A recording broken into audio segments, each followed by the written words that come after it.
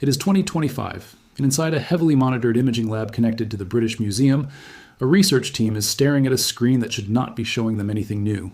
The object in front of them is the most studied artifact in the history of archaeology. It has been photographed, translated, copied, and analyzed for more than 2 centuries. Every schoolchild who has ever opened a history textbook has seen its image.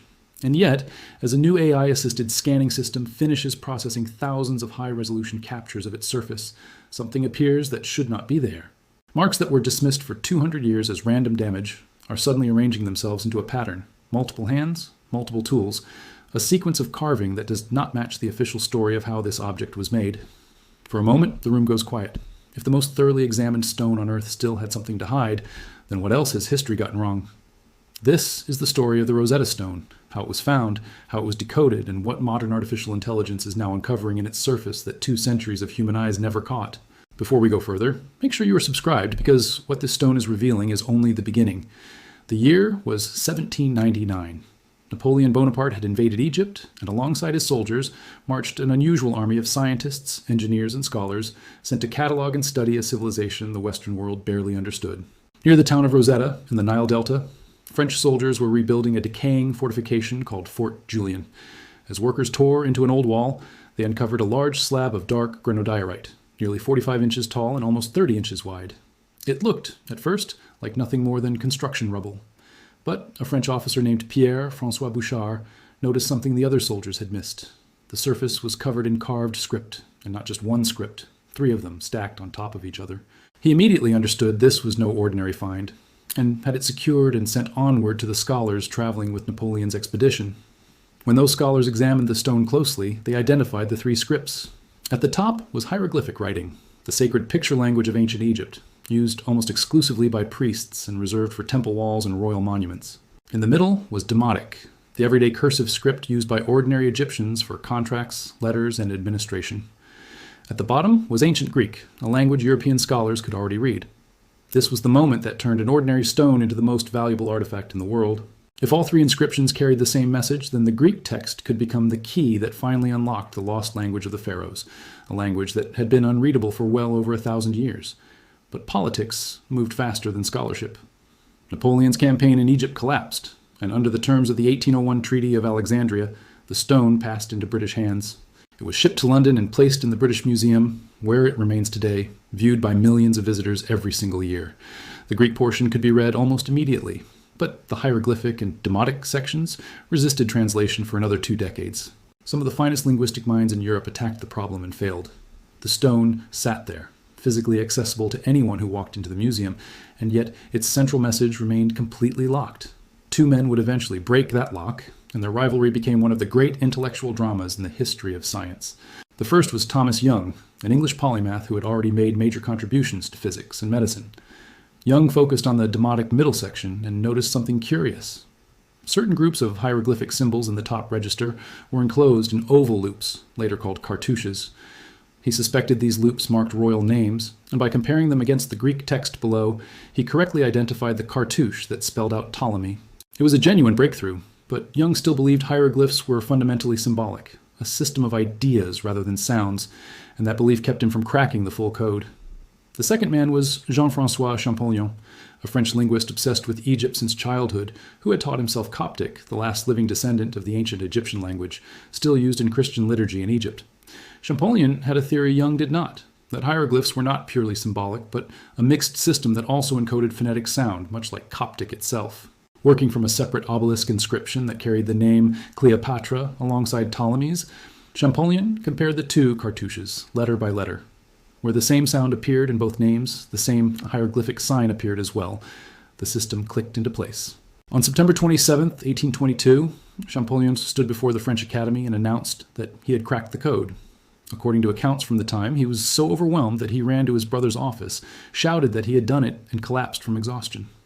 A language silent for over 1,000 years had, in a single afternoon, learned to speak again. What people expected the stone to say, once it was finally translated, and what it actually said, turned out to be 2 very different things. For decades, there had been a romantic assumption that hieroglyphic writing must guard sacred mysteries, forbidden religious knowledge passed down from a lost golden age. The truth was far more bureaucratic, and in its own way, far more revealing. The inscription is now known as the Memphis Decree, issued in 196 BCE. It was not scripture, it was government paperwork. At the time, Egypt was ruled by Ptolemy III Epiphanes, a boy king who had taken the throne at around 5 years old and was still a teenager when the decree was carved. His kingdom was unstable, gripped by internal revolts and economic strain. The decree records a political bargain. The king granted tax relief, forgave outstanding debts, and funded temple restorations and offerings. In exchange, the priesthood agreed to promote his cult, install his statues in temples across the country, and formally elevate him to divine status. This detail matters more than it might first appear. The most sacred script in ancient Egypt, the writing system historians long assumed was reserved for the gods, was here being used for tax policy and political propaganda. Priests and monarchy were not separate from the machinery of state power, they were its engine room. The Rosetta Stone did not just hand historians a dictionary, it handed them a window into how religion and government were fused together to control an empire. For generations of scholars who had imagined the hieroglyphic script as something closer to scripture, this was almost disappointing, but it was also more useful because it showed exactly how a fragile boy king held onto power in a kingdom on the edge of collapse, one temple donation and one tax exemption at a time. For nearly 200 years after Champollion's breakthrough, this was considered the end of the story. The stone had been read, the decree understood, the history settled. That assumption did not survive the introduction of modern computational imaging. Researchers began applying a technique called reflectance transformation imaging, in which hundreds of photographs are taken of the same surface under light from different angles. A computer system then merges those images into an extraordinarily detailed three-dimensional map of every groove, scratch, and raised edge on the stone far beyond what the naked eye, even under a magnifying glass, could ever register. Alongside this came hyperspectral imaging, a method that captures light across hundreds of wavelengths invisible to human vision, revealing faint chemical residues, traces of ancient pigment, and surface alterations that had been invisible for 2,000 years. When these scans were cross-analyzed, patterns emerged that unsettled the specialists studying them. The depth, angle, and pressure of the chisel strokes were not uniform across the inscription. Some characters were cut with a heavier hand, others lighter, with subtle shifts in tool angle between sections. The implication was that the Rosetta Stone was very likely not the work of one master carver working alone, but of a coordinated team, multiple scribes and craftsmen dividing the labor across a single monument, an idea that had been floated before but never demonstrated at this level of physical precision. Just as unsettling was a second finding. Marks long dismissed by generations of scholars as random erosion, the ordinary decay of a 2,000-year-old stone turned out in some cases to have been deliberate. Details written off as noise for 2 centuries had actually been signal all along, and no one had the resolution to notice. If a machine could catch what generations of trained Egyptologists overlooked on the most famous inscription in the world, the obvious next question was whether it could go further, reconstructing text that no longer physically exists at all. That question led directly to 2 AI systems that have quietly reshaped the field of epigraphy in just the last few years. The first is Ithaca, built by Google DeepMind and released in 2022. Ithaca was trained on a dataset of roughly 78,000 ancient Greek inscriptions. Its purpose is not simply to transcribe what is visible.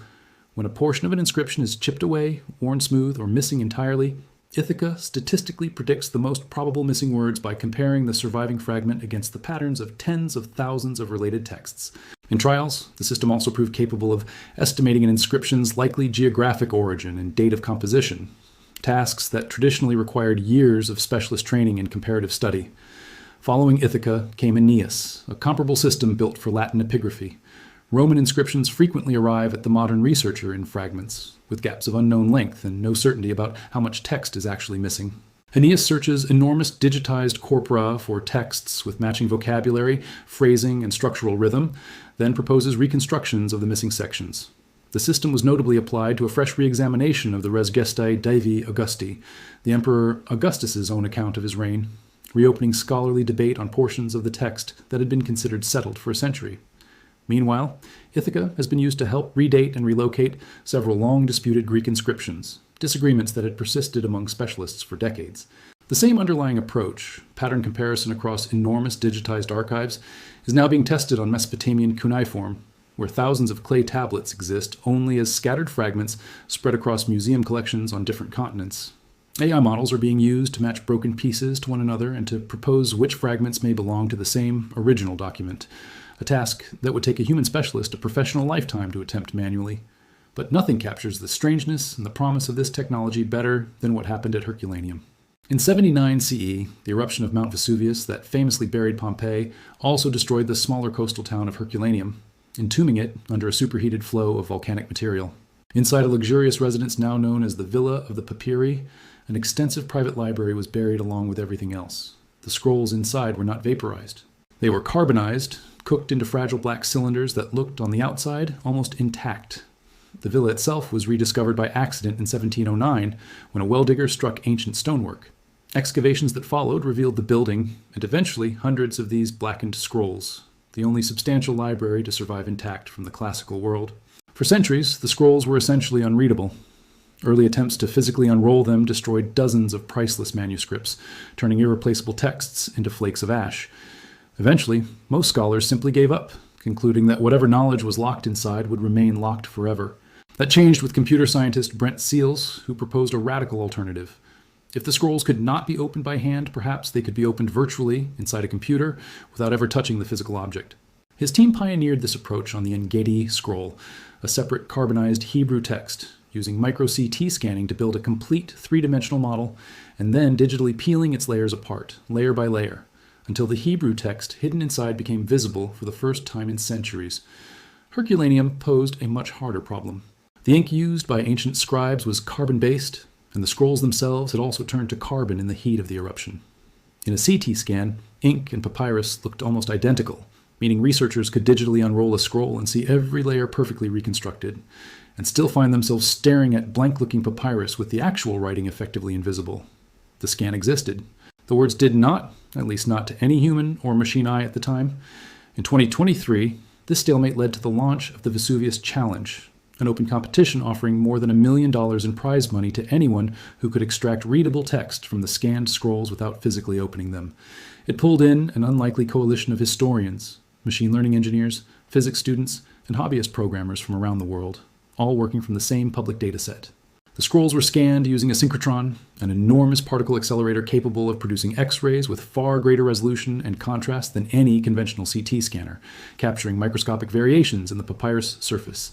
Machine learning models were then trained to detect the near-invisible textural signature left behind by ink, tiny cracking and surface disruption patterns caused by the drying of carbon-based ink on ancient papyrus, patterns invisible in normal viewing, but statistically detectable across thousands of training examples. The breakthrough came from a 21-year-old computer science student named Luke Ferreter, who had previously interned at SpaceX. Working from his own machine learning model, Ferreter became the first person in roughly 2,000 years to identify a legible word inside a sealed, unopened Herculaneum scroll. The word was porphyros, Greek for purple, a color historically associated with royalty and imperial power. Other competitors, including Yusef Nader and Julian Schilliger, rapidly built on and refined the technique, and within months, entire columns of Greek text were being recovered. Scholars eventually identified one of the primary scrolls as a work by the 1st century BCE Epicurean philosopher Philodemus, containing arguments about pleasure, virtue, and the nature of a good life, philosophical writing that had been sealed inside volcanic rock for nearly 2 millennia and was now, suddenly, being read again. Around the same period, a discovery in Egypt forced a re-examination of the Rosetta Stone from an entirely new angle. In 2025, archaeologists working near ancient Heliopolis uncovered a large inscribed stone that had been buried under mud and groundwater for centuries. Once cleaned and stabilized, it revealed a trilingual inscription very similar in structure to the Rosetta Stone, but far older. The Memphis Decree, dated at 238 BCE, making it roughly 40 years older than the Memphis Decree carved into the Rosetta Stone. The Memphis Decree had been known to scholars from other partial copies before, but this newly recovered version was unusually complete and well preserved. The Memphis Decree emerged from a genuine national crisis. The Nile's annual flooding, the lifeblood of Egyptian agriculture, had failed to arrive on schedule, threatening famine and unrest. At the same time, Egypt's traditional calendar, which lacked any leap year correction, was drifting further out of alignment with the actual seasons every year. In response, the priesthood convened and issued a decree in the name of King Ptolemy III Urgetz that combined religious reassurance, calendar reform, and political messaging into a single official proclamation. Once both decrees had been fully digitized, researchers ran AI-based comparative analysis across the Canopus and Memphis texts, alongside other surviving Ptolemaic-era inscriptions. Rather than simply reading each stone in isolation, the models tracked how the language and emphasis of royal propaganda shifted over the decades separating them. In the earlier Canopus Decree, the king is framed primarily as a restorer of cosmic and natural order, a ruler whose divine legitimacy is proven by his ability to fix the calendar and appease the gods during a period of environmental crisis. In the later Rosetta Stone text, the emphasis shifts almost entirely toward economics and internal security, tax relief, debt forgiveness, and the suppression of rebellion. The propaganda evolved as the threats facing the dynasty evolved, moving from a narrative about controlling nature to a narrative about controlling unrest among their own people. The three-language structure itself, once assumed to simply be a courtesy translation, now looks to researchers like a deliberate, targeted communication strategy. The Greek text was aimed at the administrative and military elite who ran the machinery of the Ptolemaic state.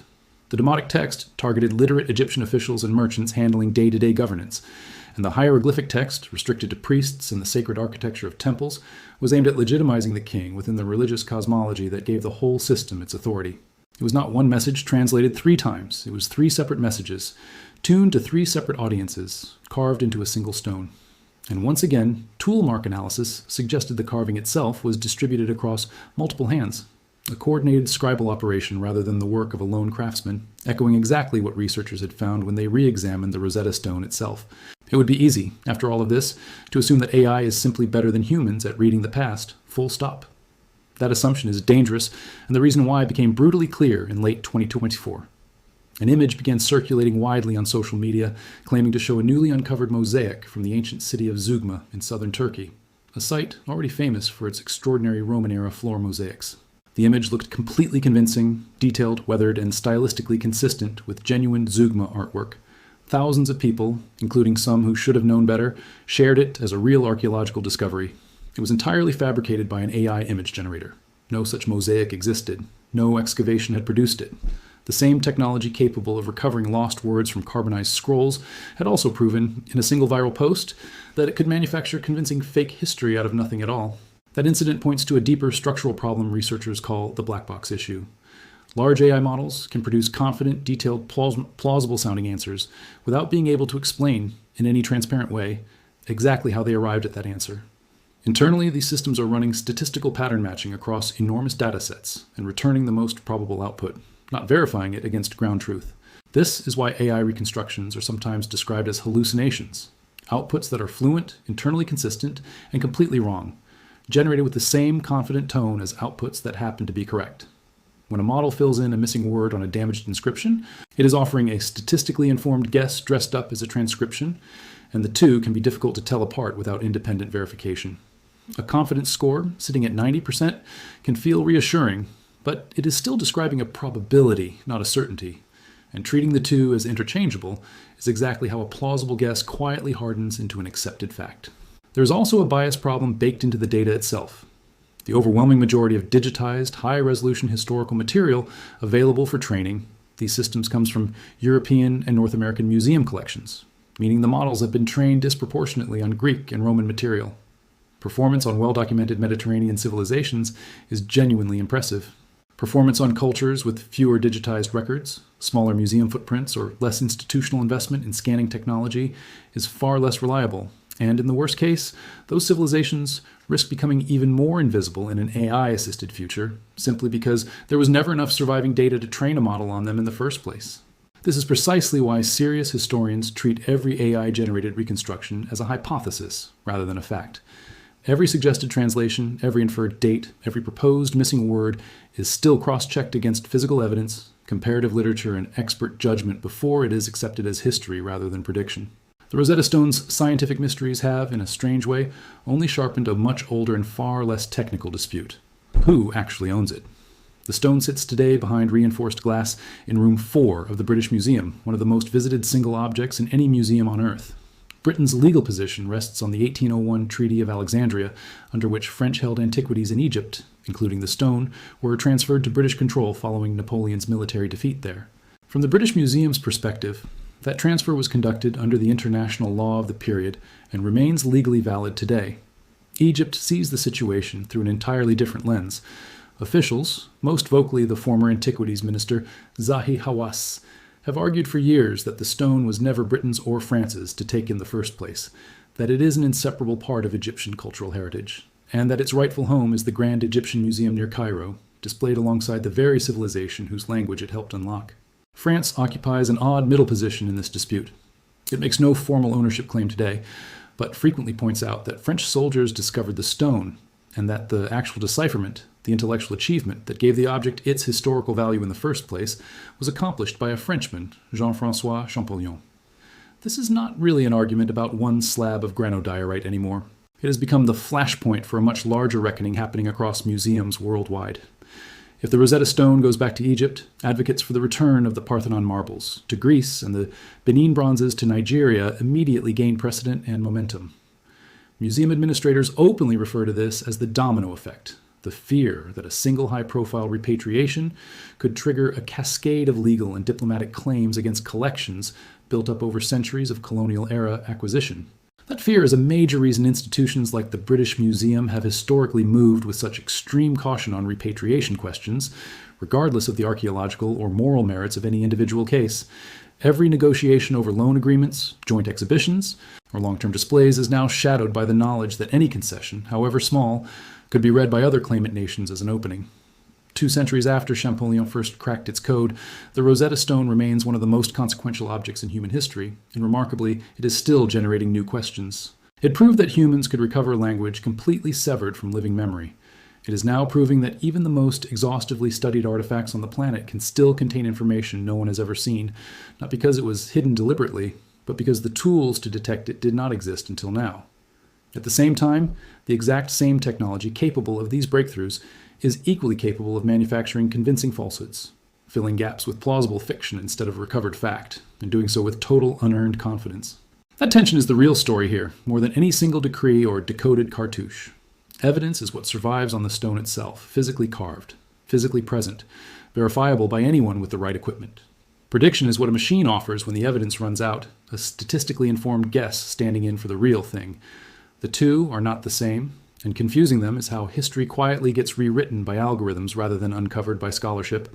As these tools get faster and more capable, reading broken inscriptions in seconds, reconstructing scrolls that were unreadable for 2,000 years, comparing thousands of ancient texts against each other in ways no human specialist could manage in a single lifetime, the responsibility on historians only grows heavier, not lighter. The question worth sitting with is not whether AI can read the past. It increasingly can, faster and in more detail than any human ever could alone. The question is whether 20 years from now, we will be reading history that was actually recovered, or a smooth, convincing, machine-generated version of history that simply sounds true. If you found this as unsettling as we did, make sure to like this video, subscribe for more deep dives into the collision between ancient history and modern technology, and let us know in the comments what you think the Rosetta Stone, or any other object sitting quietly in a museum case somewhere, is still hiding.